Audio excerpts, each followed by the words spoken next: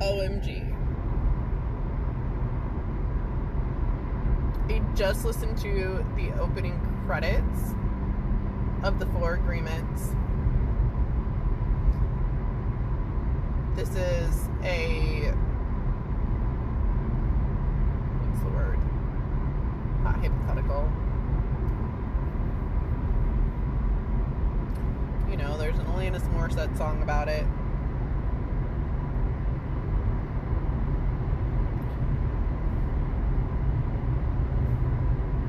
It's like rain on your wedding day. It's a free ride when you've already paid. What's the word I'm looking for? Not hypothetical, but not theoretical. Anyways, this isn't a real question, but why the fuck have I waited so long to read this book? Holy crap, does this book resonate with me already? That's just from the opening credits. The whole thing about we are all love, we are all light, we are all God, we are all one. But we are here to figure ourselves out as individuals. But we literally are all one. Which is exactly what I've been saying. I am the road that I'm driving on. I am the phone that I'm holding because it's not set down like it should be. I am the tree, the car, literally everything here is all one. And the only thing that separates us is judgment. Therefore, that's why I don't think certain foods are bad. I don't think sugar's bad. I think if you think it's bad, then for you it's bad. And that's totally fine for you to have that judgment. But I think the only thing that makes it bad is our judgment, because we are all one. Same thing with actions. And I don't know how to describe this one. I don't know how to describe this in human form. But things like rape. I don't think God would punish somebody for that. I think God would look at that like, and when I say God, I don't think God just seems to humanize.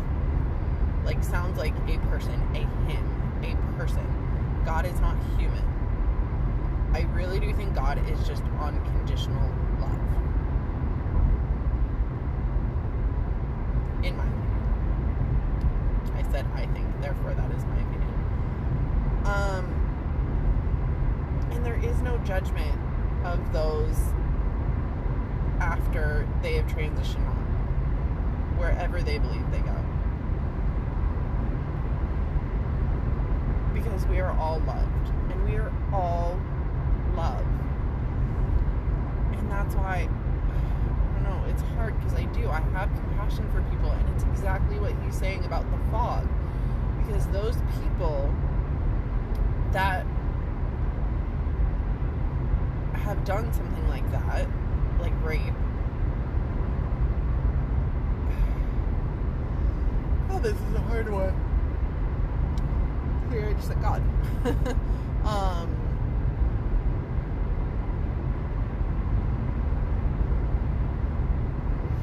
Is because they are still living in that fog. What I say is brainwashing. What I say is, like, if you're treated a certain way, sometimes we carry on that trauma, and that's how we treat others or treat ourselves.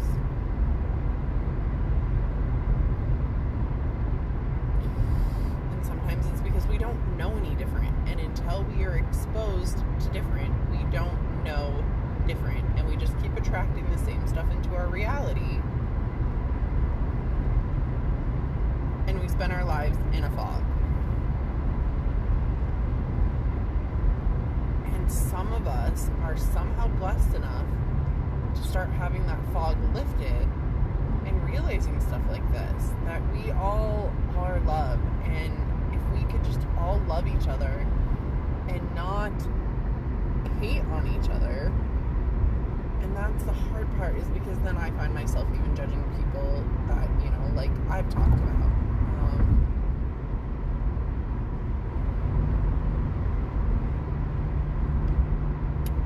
trying my best to look at, somebody who says, oh, well, what does my 14-year-old daughter have to be depressed about?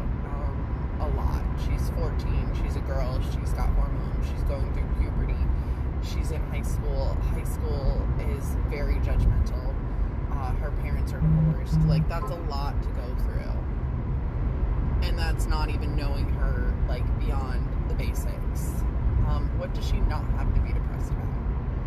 And how about having some compassion for your daughter? Oh, but wait, you can't have compassion for her? Probably because nobody has ever shown you compassion.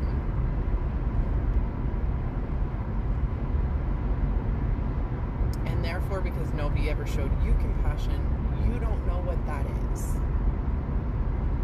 So people like that are some of the people that deserve compassion the most, right? So fine, universe, fine. I will continue to help show people like that compassion and continue to show them it as best as possible. Nothing but love. Thank you for this. I know I'm talking to this guy. And I will do my best to let go of that judgment on that person because they are obviously still in a fog, and because they were never exposed to compassion. They don't know how to give something that they never received.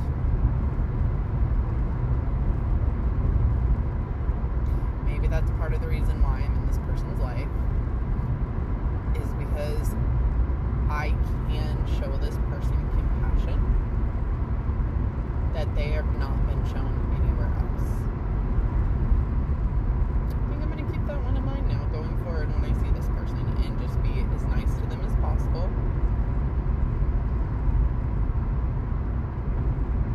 No, it doesn't mean I'm going to let them, call me slutty. I do have boundaries. I bet that's why I'm also in some of these people's lives, is because I do have a lot of love to give. And there is something, right? There's an energy exchange here between me and that person. And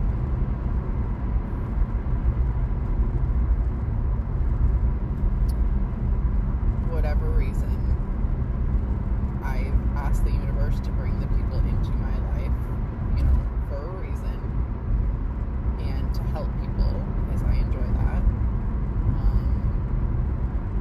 And I'm asking for things, right? And in order to ask to be treated that way, I need to treat others that way, and I need to not judge that person, and I need to just have full-on compassion for that person. Okay. This is a great one to work through. This book is absolutely amazing. I am God. You are God. We are all God. We are all love. Call me hippie. Call me whatever you want. I am love. I am. And I am realizing that more and more. And holy crap, how am I just now listening to this video? Because it already resonates so much with me. And now I see the first chapter is about domestication and something about the universe. And what have I talked about? Domestication. Domestication of us as people. We decided to domesticate animals and have them as pets. We made dogs. We bred dogs so that we could have companionship. So that we could have something that gets excited to come home to when we come home to see us. It's kind of fucked up. Again, there's judgment, right? I need to let go of that. I want to let go of that. But when you think about it, like, now we domesticate, we kind of imprison these animals by having them and having them at home all the time. Basically, like being held hostage because they're not free to go where they want when they want, and having to walk them on a leash, because otherwise what? I do the same thing with my dog, because otherwise why? He would run away. But then it's like, but then I would feel bad if he ran away, because then, he would potentially get injured or starve or, And I don't want that for him. And not come back to me. And then I'd be worried about him. But we created this problem by domesticating animals. And now it's basically like the what did I call that? Stockholm syndrome. Where now the imprisoned gets excited when their imprisoner, when their master, right? Don't we call ourselves like our masters to our dogs?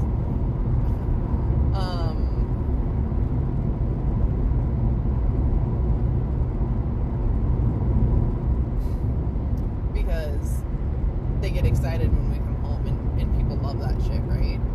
That's basically like, you know, kidnapping somebody and then leaving them at home all day, and then of course when they get home they're going to be excited to see you, even though they're excited to see their abuser, that's judgment too, their kidnapper. And it's kind of fucked up. Versus, I don't know, not creating that and creating that domestication. But anyways, I'm excited to start the chapter. I'm gonna stop because I'm getting to kitty cats. At least we let them, some of us, not everyone. I didn't used to have an indoor-outdoor cat. Now I do. Which probably fucks with her even more because she's like, wait, am I free to go? Am I okay to go? What's gonna happen beyond there? Because, right, she grew up imprisoned at home. Now I let her go. So I let her go, you know, explore however far she wants and